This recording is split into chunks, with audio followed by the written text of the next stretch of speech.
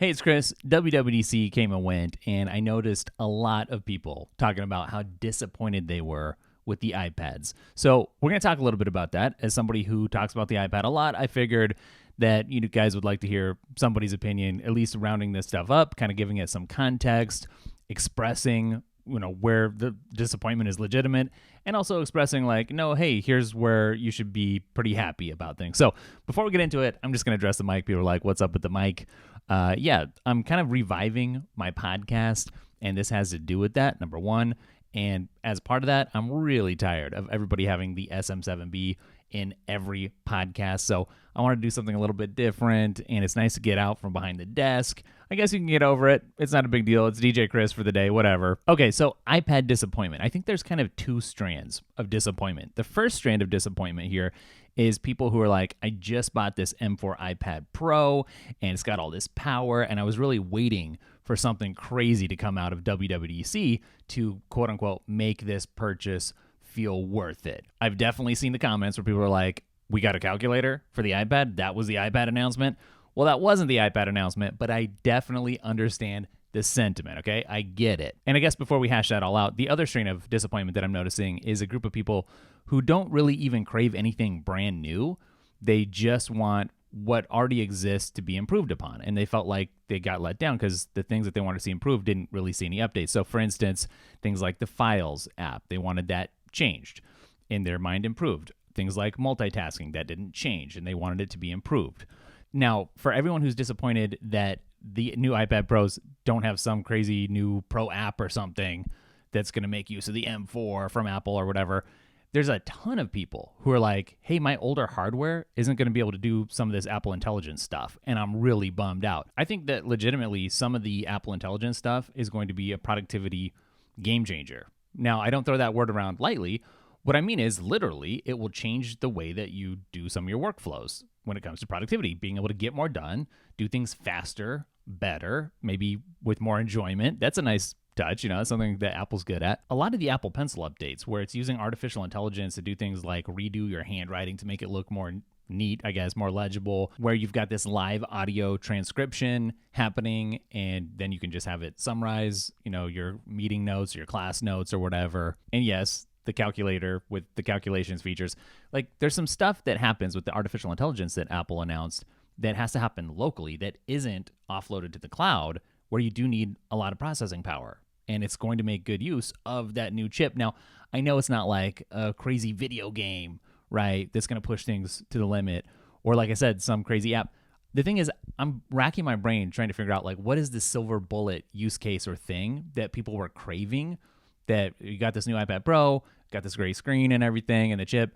Like, what's the use case, the thing that would make you be like, now that's why I bought the iPad? Because for me, and for a lot of people, I think, well, the iPad is the iPad, and I already like it for what it does right now. And let me just say, like, for me, it's not the calculator either. Like, a calculator is a calculator, and this is neat. They brought the Apple Pencil stuff, but I'm having trouble myself being like, what is that silver thing that's just like amazing that's going to make the jaw drop? So I'm just asking for your help. Let me know. So it's a nuanced conversation. We did just get a new Magic Keyboard and Apple Pencil Pro, right? And we don't get those every year. So when you combine all the announcements for the iPad, I mean, is it a big year or is it a small year? Again, nuance. When I talk about little productivity improvements that are like quality of life things, I'm thinking about the calendar and reminders integration. So I can like see my reminders on the calendar app now. Oh, well, that's actually really useful. That's what I'm talking about. There's these little practical things that Apple does that you might not think of as, wow, this is a completely different experience. Well, the other side of that is, like, if Apple made it a completely different experience, you wouldn't even know how to use it. You got to not change everything and keep it a bit familiar while also changing things just enough, hopefully where they're needed, where it feels a little bit fresh and exciting. And every year, honestly, is just going to be different. Some years are bigger updates than others. And this does seem like a smaller update in terms of the software for Apple. Let's just acknowledge that. And because that's the case, sometimes the best thing that you can do to upgrade your iPad is upgrade yourself. And that's why I offer you some really great courses. A course on Freeform, a course on productivity, some other courses, which are all 50% off because we're celebrating WWDC. Look, these are some big announcements for some people, and for me, there's stuff to get excited about. So I'm excited, 50% off. Those are linked up down below. Now, talking about people who are disappointed with some of the features that we do already have that didn't really get a refresh or an update or really any attention during this WWDC session. So I feel like that's true, but it isn't true. And I think part of what's frustrating here, like for the people who are upset about multitasking, well, the Mac got some extra multitasking attention, functionality, programming. Somebody sat there and said, how can we, basically Sherlock, but how can we improve? How can we change the multitasking experience with the window structure? You get these new shortcuts that are going to move windows around or whatever, and you don't have that over on the iPad, right? So even something like that probably would have helped. Just give the people the same update that happened on the Mac on the iPad. So I do get it. Like there was attention paid to something on a different platform that people have been craving, wanting attention paid to on the iPad, and that didn't happen. So I want to fully acknowledge that, while also saying I feel like the Files app did get a bit of an update in a way, in a roundabout way, with the Apple Intelligence. And this isn't giving Apple, some sort of pass. I'm just noticing that the ability to say, hey, show me the file from so-and-so, on this date, or using any sort of filter, and just being able to do that verbally, not having to dig around in the actual Files app myself manually, that's pretty cool. Like that is a feature that helps me access my files at least in a new way, and probably going to be a little bit faster and more useful, because there's some times when I can't find a file, the old-fashioned way, so to speak. But now I can speak and actually have it surface. So I personally do wish that a lot of the things that Quinn in particular over on his channel has pointed out that the Files app can't do, I wish that Apple would come in and just soup it up a little bit, spice it up, make it a little bit more useful to the power users out there. But it's really the edge cases that could use some refinement. And you got to remember, macOS has been around so long that it's been able to get those edge cases of its own refined forever, basically. And the iPad is kind of playing catch up in that realm. But I think these things will happen, which leads me to wanting to point out a pattern that I've noticed a lot while I've been talking about Apple stuff on the channel. And that is, people tend to complain about something, and Apple does bring it eventually, but then people immediately pivot to a new complaint. Now, I'm going to throw up something here for you to look at, and this is not a diss against anybody that happened to be involved here, but, people will say, bring this feature, and as soon as it comes, they're like, yeah, but... So it's certainly not just an iPad-related thing. I see that pattern across the spectrum, all kinds of Apple stuff. And I feel like we get that a little bit with the multitasking in particular, or the Files app. You got to remember, multitasking, was just slide over, right? And split screen. And then Apple brought Stage Manager, and that was a big step forward.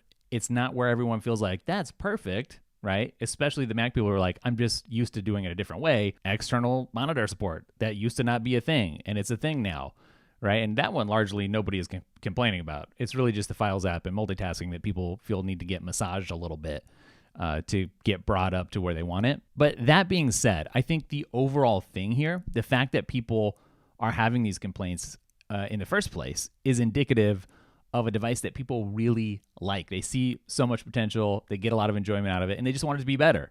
I think overall, people really love the iPad. I know I do. And I don't love it for what it could do. I love it for what it is right now. For instance, I'm looking at the new Freeform features, and that has nothing to do with the brand new chip or the Files app or multitasking. There's some cool new features there for this app that I happen to use all the time. Even something pretty small like being able to change the color in the Notes app. That's cool. That's going to be useful to me to segment my notes a little bit better and call things out and personalize it a little bit. That's the kind of thing that makes the quality of life for something that was already good a little bit better. And you add up the little bit better every year, all the little announcements, and over time, they do snowball into something that makes for a really good overall experience. Now, to balance things out just a little bit, things like the new tap back features or the Genmoji, which seem really aimed at younger people and not have nothing to do with productivity, for instance, or like getting things done.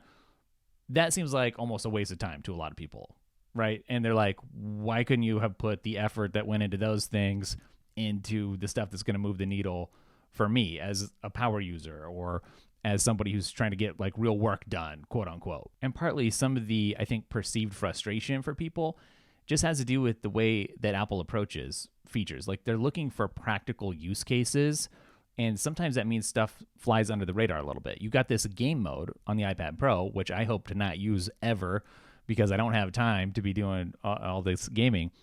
And Apple keeps trying to get me interested and people interested because here you're going to get the most performance and power out of your iPad for gaming that you can, for instance. Well, do you think that's going to make use of the chip? Of course, it's going to make use of the chip. Even something like the Passwords app, which seems like really boring, right?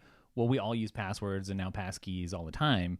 And finally having a standalone app where I can get in, it can import. By the way, didn't know if you know that. It can import from your old password app and make it really seamless to get in there and use that natively with all your Apple gear.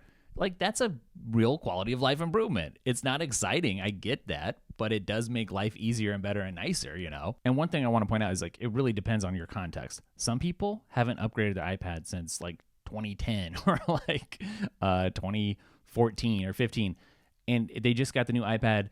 And imagine all of the features that their old iPad wasn't able to make use of that the new one can, and it's like a night and day comparison. So if you are the kind of person who's updating your iPad every year, well, it's going to feel very incremental. If you're like most people and you're waiting 3, 4, 5 years or more maybe, then I mean, the iPad is going to feel completely new and super magical once again. Sometimes it's not just the iPad getting updated that enhances your iPad experience either. So the iPad is part of an ecosystem, and let's say you are somebody who goes to the coffee shop sometimes to get some work done, but you got to take a phone call. Well, the AirPods Pro just got updated with that noise isolation feature, and people are going to be able to hear you really well now, right?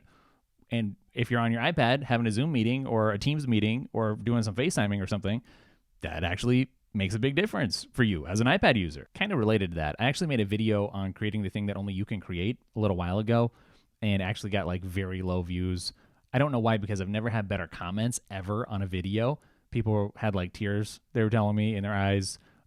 They were inspired. So I'll link that up for you too. Like, go check it out. I think it deserves more views. Actually, it got demonetized by YouTube for some weird reason also. So it's like a super under the radar thing, but upgrade yourself. You know, iPad's one thing, hardware's one thing, software, but upgrade yourself. That's what I'm trying to say. So there you go. There's some thoughts that hopefully added a little context, a little nuance to the whole people are really disappointed with the WWDC announcements for the iPad community thing. And if not, if I missed something, if there's an angle that I missed or a vector that you want to bring up, then please do. And maybe we'll keep the conversation going. I mean, the iPad is an important part of my life and therefore this channel. So definitely want to dive into that. But also do check out the courses. If you want something exciting, something to dig into, something that will upgrade your life, your iPad experience, those are 50% off, linked up down below. Thanks for watching. I'll catch you in the next video. Later.